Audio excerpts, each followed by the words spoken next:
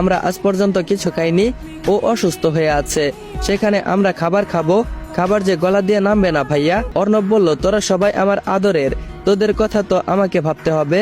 যদি বোনের মতো তোরা অসুস্থ হয়ে যাস তাহলে আমি বাঁচবো কি করে? মুখে হাত দিয়ে অর্ণব নীরবে কাঁদতে লাগলো। ঈশান বলল, ঈশাত, তোর তো কালকে কম্পিটিশন আছে, তুই কি সেখানে পার্টিসিপেট করবি? ঈশাত বলল, আর ইউ ম্যাড শান, তোর কি মাথা ঠিক আছে? আমার বোনও সবার আগে, তারপর আমার ক্যারিয়ার। রেগে বলল কথাটা। অর্ণব বলল, আগামীকালের কম্পিটিশনটা তো অনেক জরুরি, কালকে পার্টিসিপেট না করলে জাতীয় দলের চান্স পেতে সমস্যা হয়ে যাবে। ঈশাত বলল, তোমরা কি পাগল হয়ে গেছো? আমার কলিজার টুকরো বোনটার এই অবস্থা, কত কষ্ট পাচ্ছে, আর তোমরা আমার খেলা নিয়ে পড়লে। যদি আমার ক্যারিয়ার চলে যায় তাহলে অন্যভাবে ক্যারিয়ার করে নিব, কিন্তু যদি আমার প্রাণপ্রিয় বোনটা কিছু হয়ে যায় তখন আমি কোথায় যাব? তাকে কোথায় পাবো?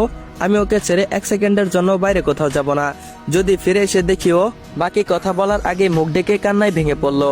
সবকিছু এক মুহূর্তে এলোমেলো হয়ে গেল। সব নিউজের হেডলাইনে এখন শুধু একটাই খবর, বিশিষ্ট শিল্পপতি অর্ণব মির্জা ও নর্থ ইস্ট ক্লাবের বাস্কেটবল চ্যাম্পিয়ন ঈশাত মির্জা একমাত্র বোন অ্যাক্সিডেন্ট করে গুরুতর আহত হয়ে হসপিটালে মৃত্যুর সাথে লড়াই করছে। বিকাল থেকে সন্ধ্যা পর্যন্ত মিডিয়া হসপিটালের বাইরে এসে ভিড় করেছে, কিন্তু চার ভাইয়ের এক ভাইও মিডিয়ার সামনে যায়নি। আসবে কি করে? তারা তো সেরকম পরিস্থিতিতে ছিল না। এইদিকে মিডিয়াতে তিলকে তাল বানিয়ে নানা রকম কথা প্রচার করছে, কিন্তু তাতে মিস্টার মির্জাদের কোনো সমস্যা নেই। উষা যদি ওদের অবস্থা দেখতো তাহলে তার ভাইদের এই অবস্থা দেখে কিরকম রিয়েক্ট করতো তা আমার জানা নেই।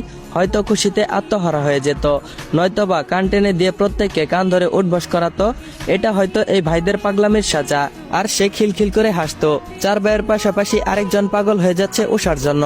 সে পারলে এখনই চলে আসতো আমেরিকা থেকে, কিন্তু রাতে ফ্লাইটের টিকিট পায়নি বলে সে আসতে পারেনি।